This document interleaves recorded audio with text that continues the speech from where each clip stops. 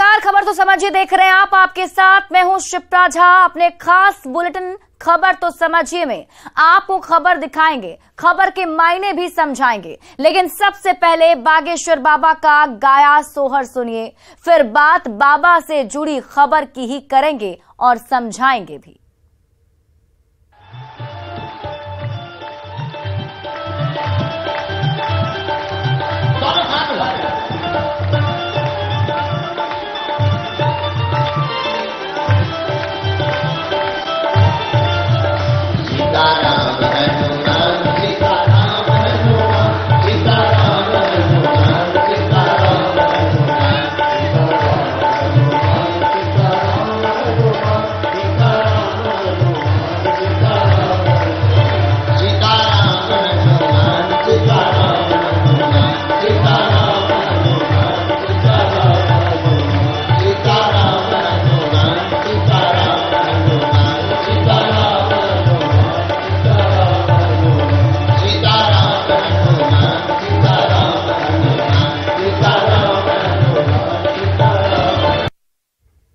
तो बागेश्वर बाबा का 5 दिवसीय हनुमंत कथा वाचन समाप्त हो गया। लेकिन पहली बार बिहार की धरती पर पधारे पंडित धीरेन्द्र कृष्ण शास्त्री यानी बागेश्वर बाबा को बिहार के प्रति काफी प्रेम देखने को मिला।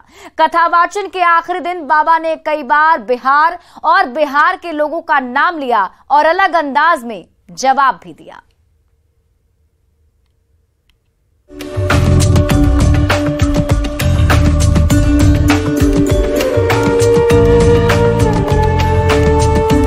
हमारा जो संकल्प है वो भी अब बिहार से ही पूर्ण होता दिखाई पड़ रहा है। बागेश्वर बाबा ने 5 दिनों तक पटना के तरेतपाली गांव में हनुमंत कथा की, दिव्य दरबार लगाया। बाबा के कार्यक्रम में भक्तों का सैलाब उमड़ पड़ा। अपने 5 दिनों के पटना प्रवास के दौरान जितनी श्रद्धा लोगों को बाबा में दिखी, उतनी ही श्रद्धा बाबा में भी बिहार के प्रति देखने को मिली। तभी बाबा बिहार में अपनी आत्मा बसने की बात कहते हैं।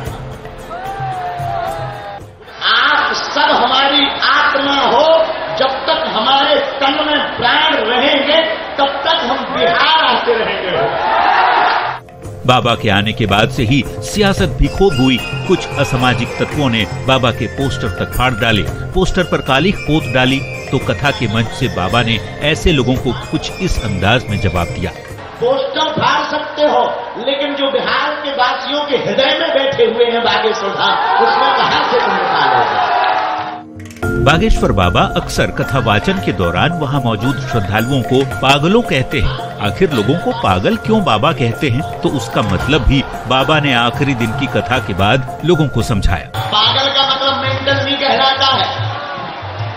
पागल का मतलब है जो प्रभु को पाकर उनमें गल जाए, उसी का नाम है पागल।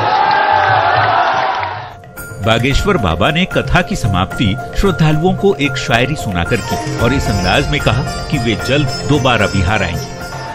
सितारों को आंखों में महफूज रखना, क्योंकि बहुत देर तक रात ही रात होगी। मुसाफिर हो तुम भी, मुसाफिर हैं हम भी। बालाजी ने चाहा तो किसी मोड़ पर फिर मुलाकात होगी। नौबतपुर के तरेत मठ में हनुमंत कथा का समापन भले हो गया, पर पंडित धीरेन्द्र शास्त्री को सुनने और देखने के लिए भक्तों का उत्साह देखते ही बढ़ रहा था।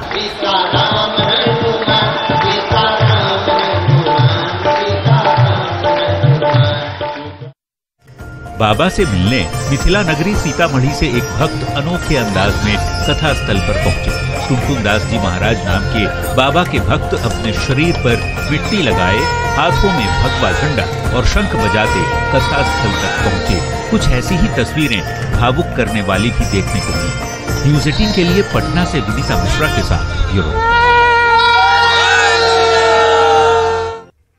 और अब आप समझिए बाबा को बिहार क्यों पसंद है। बागेश्वर बाबा ने 5 दिनों तक बिहार में हनुमंत कथा कही।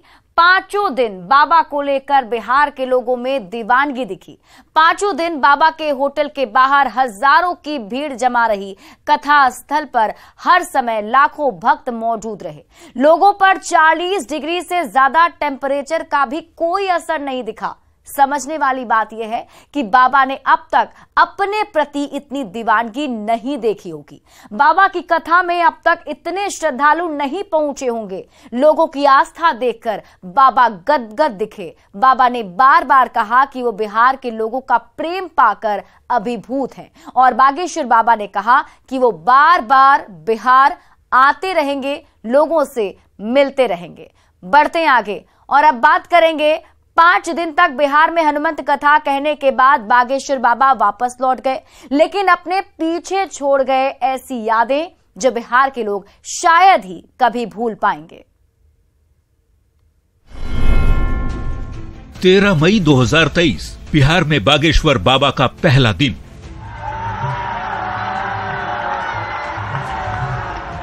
तेरह मई को पहला दिन था जब बागेश्वर बाबा बिहार आए और पूरा बिहार बाबामय हो गया। एयरपोर्ट से लेकर तरेतपाली मठ के मंच तक जैसा नजारा दिखा वैसा शायद ही कभी दिखा होगा।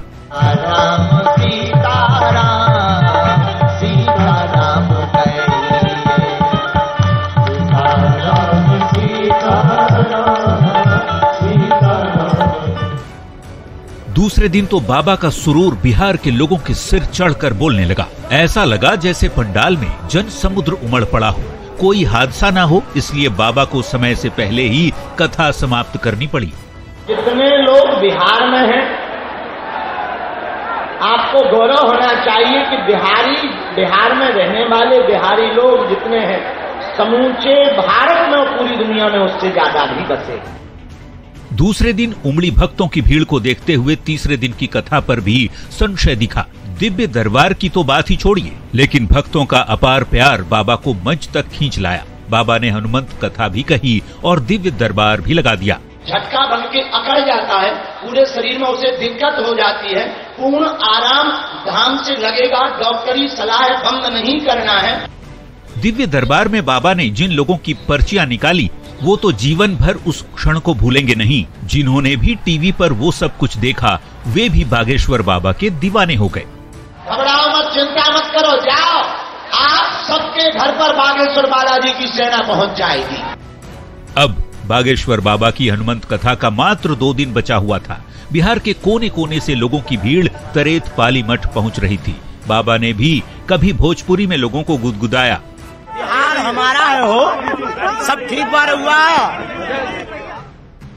तो दूसरी ओर बिहार से हिंदू राष्ट्र का सपना साकार करने की बात कहकर बिहार की सियासत में हलचल मचा दी। हमारा जो संकल्प है वो भी अब बिहार से ही पूर्ण होता दिखाई पड़ रहा है।